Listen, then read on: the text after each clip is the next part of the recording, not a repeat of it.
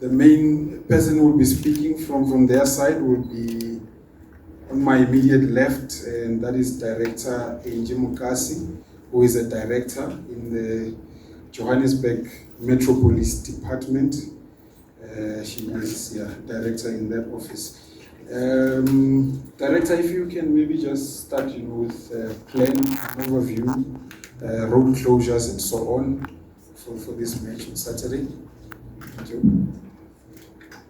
Good afternoon to everybody. As I have been introduced, my name is Angie Mokasi. I'm the Director in the Office of the Chief of Police at Johannesburg Metropolitan Department.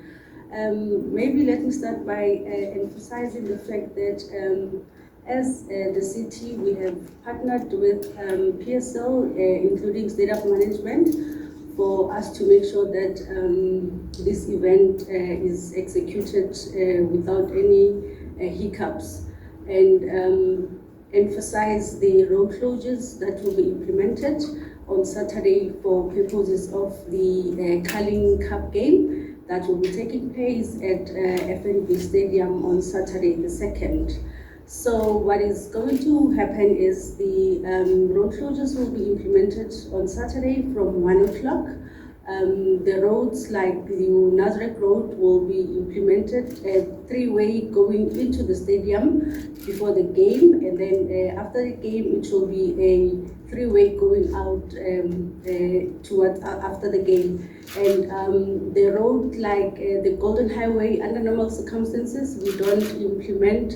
It's always a dual road, so for the purposes of this Saturday, it's going to be a one-way. The purpose of us converting it into a one-way is to make sure that the participants that will be going to Nazareth for purposes of collecting the packages for the Soweto Marathon are accommodated.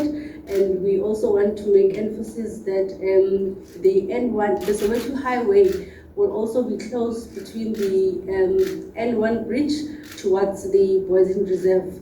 We are also encouraging people that they should come earlier so that at least our plan is implemented. As JMPD, we will be deploying 150 Metro Police officers that will be deployed in all the strategic points.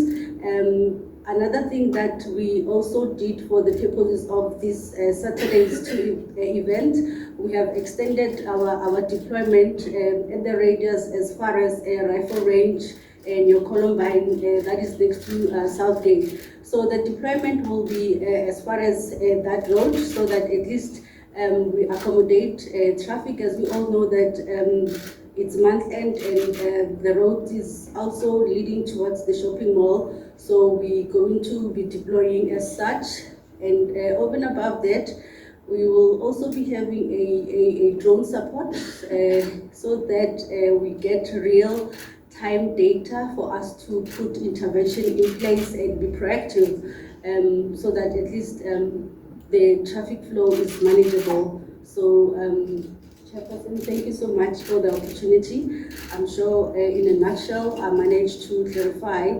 the traffic management plan that will be implemented on Saturday for the Sundowns and Kaizer Chiefs game.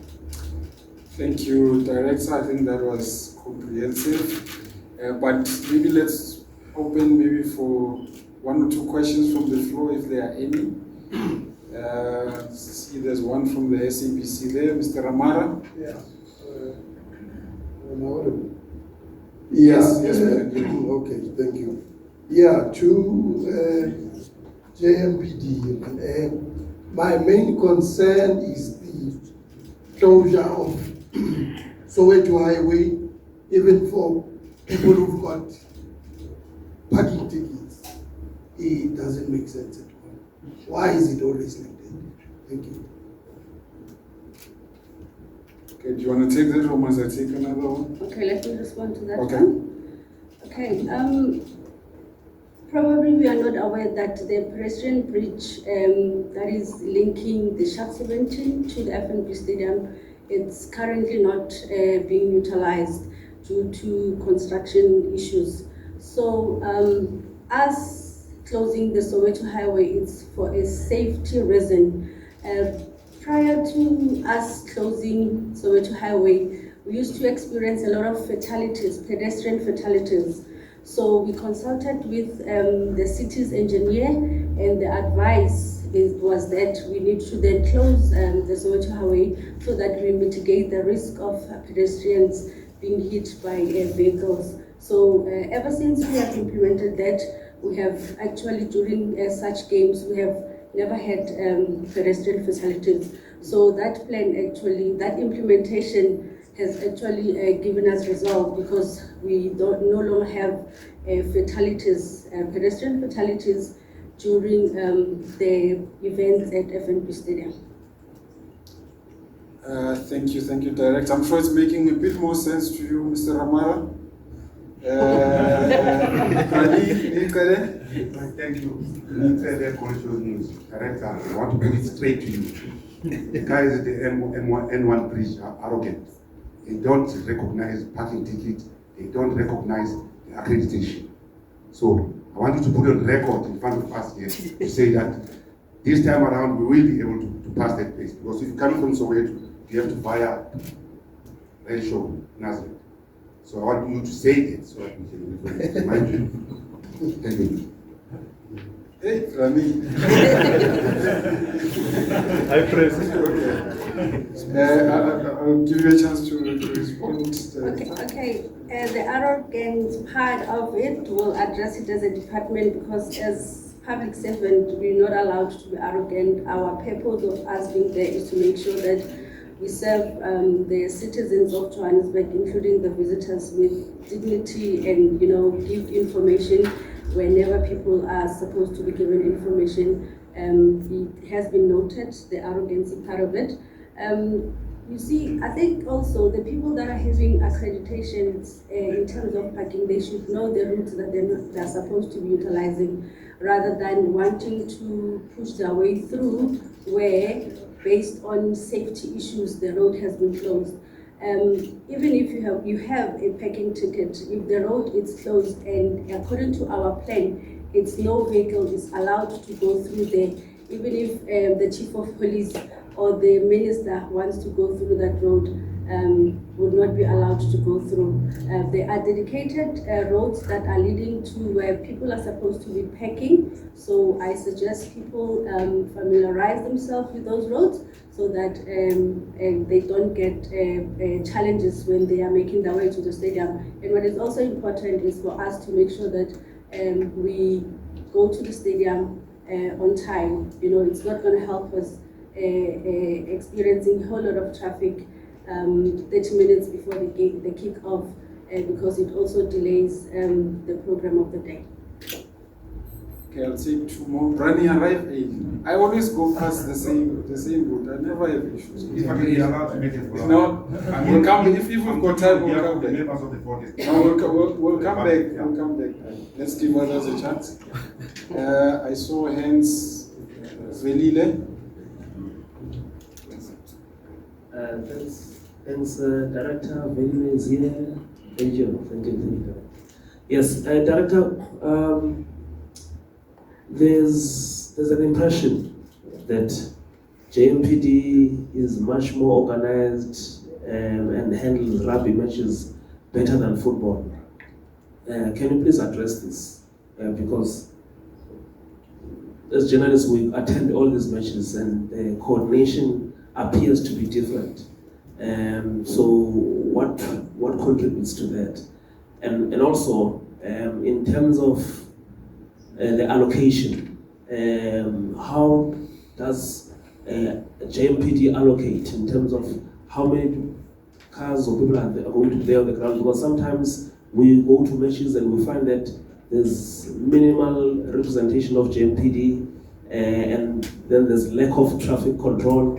So what informs that allocation? Thank you. Thank you so much for that question. Let me give you a background when it comes to rugby, particularly for Ellis Park. Rugby's kickoff is 5 o'clock. our peak when it comes to participant coming for the game is between 10 and 12:30. That is our peak. If you attend such games, you know that by 3 o'clock it's full house, 2 hours before the kickoff. With soccer, it's different. Our soccer fans, 30 minutes, an hour before the kickoff, it's only that time that we experience in our peak. And when you look into the design of FNB Stadium, it's in an urban area and the roads are narrow. Even if you can convert a particular road into 3 lanes, however, when it goes to a parking, it's just 1 lane, 1 entrance into the parking.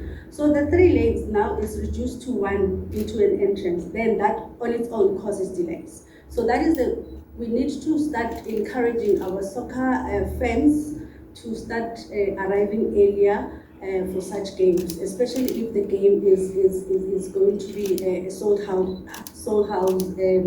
event. And then when it comes to allocation of manpower, it boils down to the sales of the tickets and the categorization of the game. The people that are categorizing the events is SAPS. So it will be category A, B, or whatever category. However, our deployment is then informed by the tickets that have been sold.